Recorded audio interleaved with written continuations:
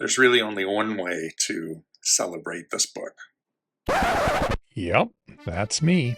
You're probably wondering how I ended up in this situation, with a plate full of the most terrible enchiladas I've ever tasted.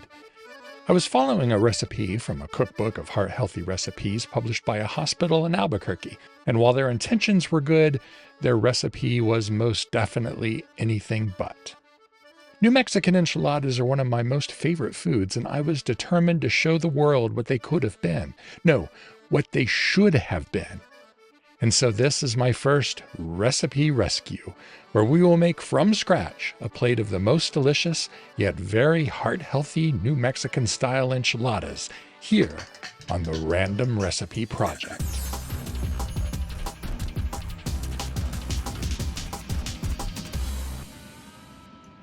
All enchiladas start with a good sauce. New Mexico has a state question: red or green?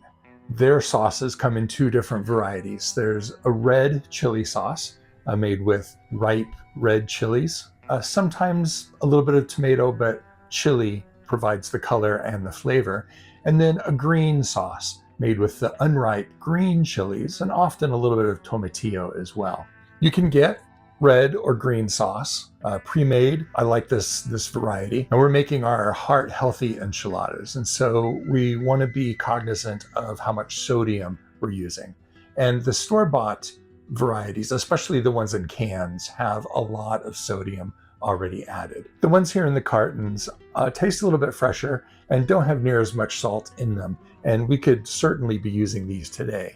But why not make some from scratch? It's nice and easy. It's not hard to find the ingredients, and we can control both the flavors and the amount of oils and salts that goes into them. So why not? We're going to make both red and green sauces today. If you're in a restaurant in New Mexico and the server asks red or green and you want both, you can just say Christmas and you'll get both. We'll do that today. We'll start with the green. I've got everything laid out behind me here, so let's move on over. We're going to be getting the color primarily from chili peppers. These are poblano. You can use Anaheim or New Mexican Hatch, Big Jim, lots of different varieties of green chili peppers. These are easy for me to find here in Georgia, and I like the flavor, so we'll go with that. Also some tomatillos, which if you haven't seen these before, they look like little green tomatoes, but they grow in these papery husks. We also have a white onion, yellow onion, whichever, lime juice, salt, cilantro, olive oil, and either water or some stock. And I went with unsalted stock. We want a little bit of flavor, but we don't need the extra salt. This is everything we need. I'm going to take the onion and the peppers and the tomatillos and put them on a sheet tray into the oven, just like we did when we made our oven roasted salsa. Get those nice and roasted, and then we're just going to put everything in the blender. For one batch of enchilada sauce, we just need one pepper. I'm going to go ahead and do all three and use some of it as we make the enchiladas later on. Then for the tomatillos, for our sauce, we just need about a ½ pound. We want to take the papers off and then halve them and just set them on the tray. You may find when you take the papers off that there's a little bit of dirt or things in there. You can just give them a wash. The husk also leaves a sticky residue, which you can just ignore or wash it off. It doesn't really matter. I'm going to wash this one. And then finally the onion. We just need half the onion. Quarter it. And there we go. Everything's on the tray. And we don't need to spray this down with oil or anything like that. It can just roast just like this. We'll put it in a 400-degree oven for 20 minutes. About halfway through, I'll go and turn the peppers so that both sides can get roasted. Now we just need to put it all into a blender. We could peel the peppers if we wanted to. I'm going to let the blender just pulverize them, so I'm not worried about that. Same with the tomatillos. I think we can just put it in just like it is. We're only using half the tomatillos and only one of the peppers. I'm going to pull the stem off. I don't want to pulverize that. Onion, half the tomatillos, one of the peppers, We've got a 1/4 cup of the broth, a 1/2 tablespoon of lime juice, a 1/2 tablespoon of olive oil, a 1/2 teaspoon of salt, and finally about 1/2 cup of cilantro. I'm just going to pull off the bottoms of the stems and throw the rest in there. Let the blender do the hard work, and we just blend it until it's smooth.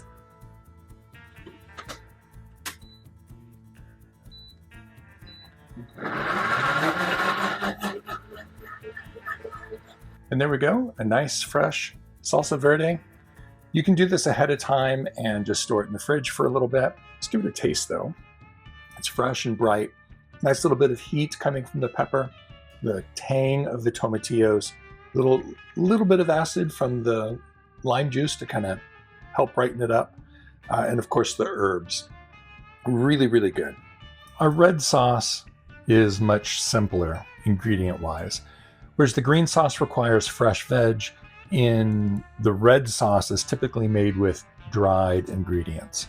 So we'll be getting all of our color and most of our flavor from red chili peppers. And these are the same dried guajillo chili pods that I ground up for the first round of making enchiladas. It's just dried chili pods ground up in the food processor to make a powder. Garlic powder, oregano, salt, some whole wheat flour, and a little bit more of the stock or water in this one as well. The red sauce is going to be made entirely in a saucepan on the stovetop. I'm going to start by putting the pan over medium heat and adding a tablespoon of olive oil. When the oil heats up, we'll add our tablespoon of flour and whisk those together. We'll let that cook for 1 minute. That's going to be the base of our roux. It's going to thicken the sauce as it cooks. It's just long enough to get the raw taste out of the flour.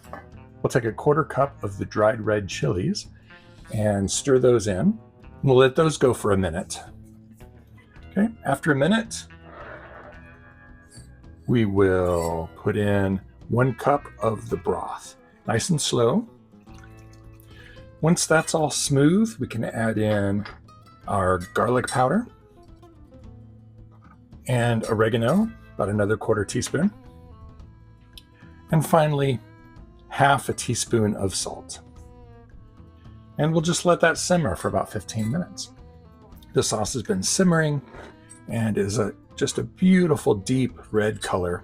It's thickened up a little bit. Yeah, it's got a little bit more heat to it, but the flavors very deep and rich.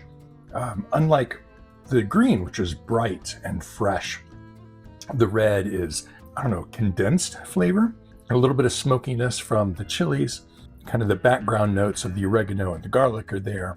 Those chilies had a nice heat level to it. We have a lot of leeway when it comes to the fillings for enchiladas.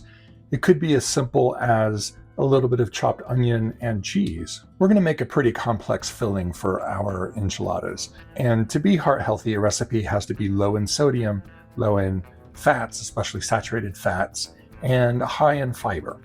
And so that was my goal as I was putting these together. I'm going to start with a pound of ground turkey. I find it to be nice and lean and has a little bit more flavor than, say, ground chicken breast. We're going to make the flavors a little bit deeper with some garlic, some onion, and some mushroom. And then I've got some of the homemade taco seasoning from a couple of recipes back. And instead of oil, I'm going to start things off with just a little bit more of the stock, just to let that get hot and steam and sort of begin the cooking process for the onions and the garlic and the mushroom especially. Instead of adding salt, we're going to let the umami of the mushroom kind of accentuate the flavors. Just a few, we don't need many. When the pan dries out, we can add our turkey, get that all mixed in there, add a little bit more of our broth and the garlic. And we'll just let this go until the meat's cooked through. We'll stir occasionally, just enough to break up the turkey and to keep get everything all mixed together.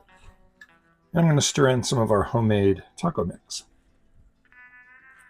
I'll have a link to the video that this came from, both the long video and I have a short that is focused just on the taco seasoning.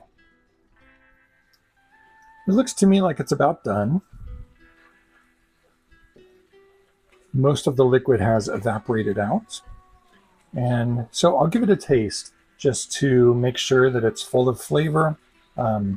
There's some things we can do to get more flavor into it if we want. We'll give it a try.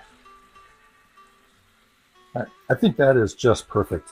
The garlic and the onion and the mushrooms kind of give it a nice earthy flavor. The broth, the little bit of broth that we put in there is condensed down. The taco seasoning is just fantastic. The last step before assembling our enchiladas is cooking the corn tortillas. Now these are already cooked. They just taste a lot better if they're heated up before we use them.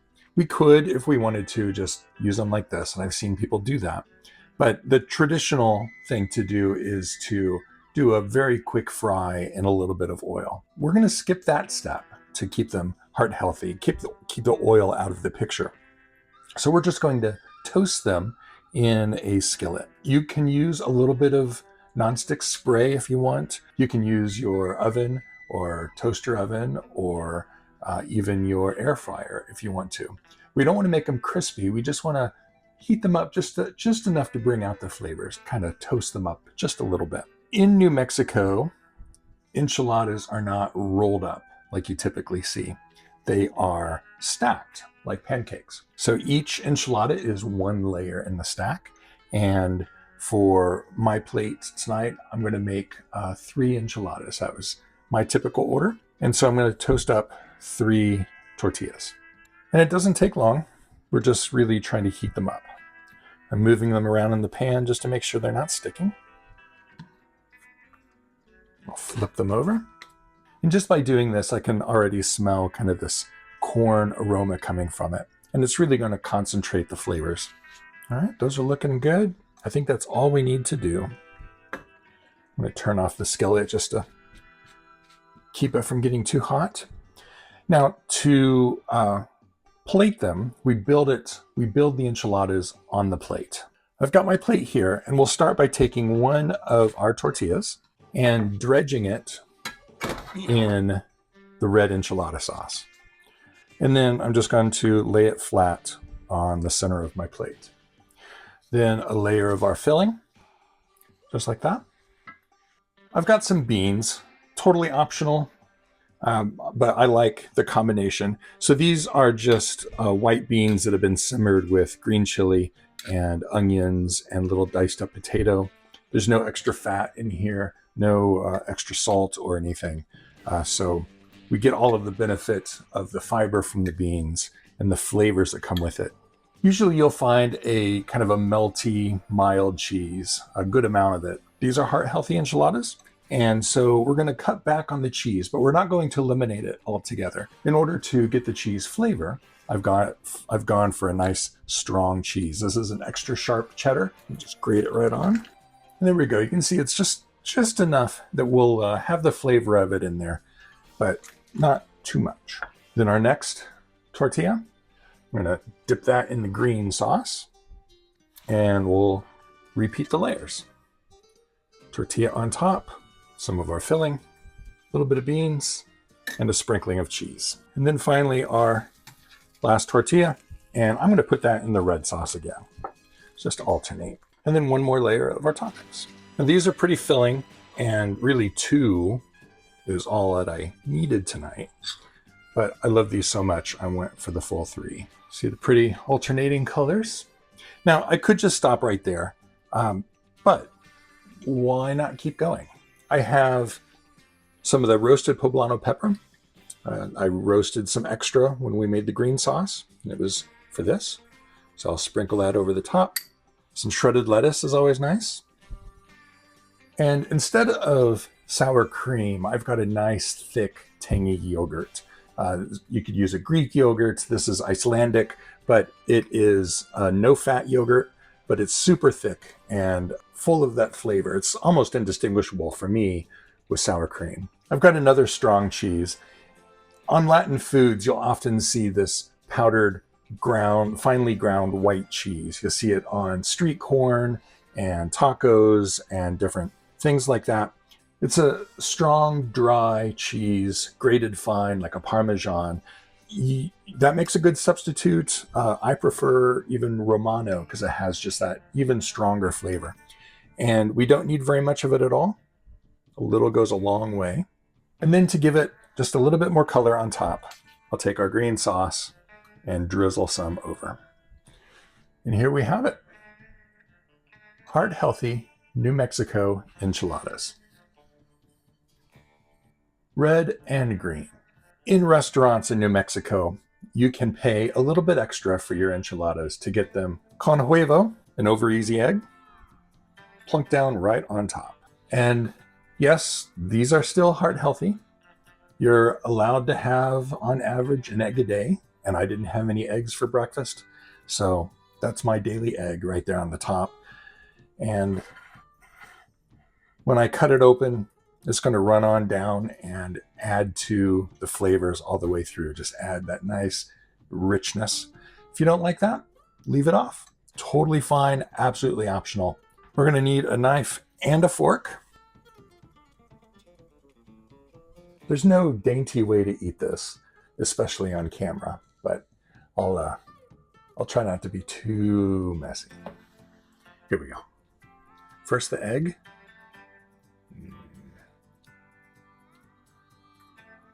Let that run down, and then just cut through all the layers.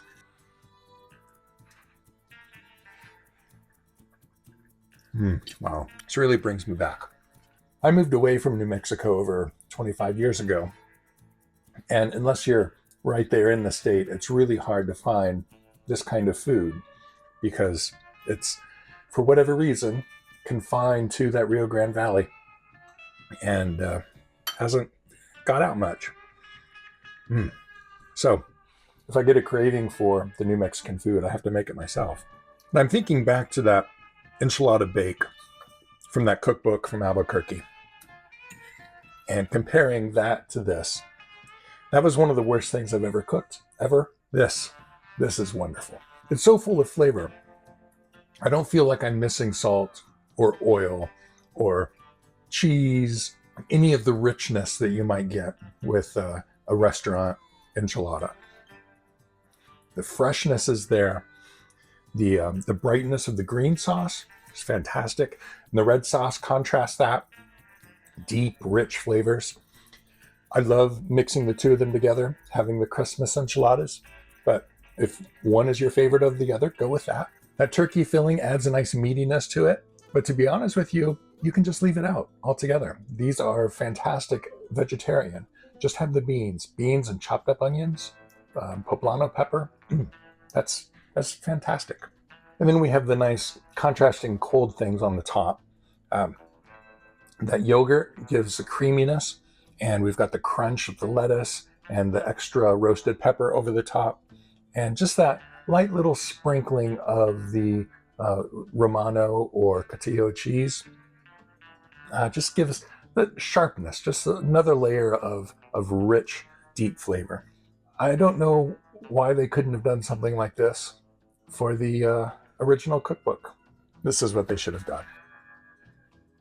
I'm going to have no trouble polishing off this plate here in the next few minutes. So I'm going to let you all go and get to that.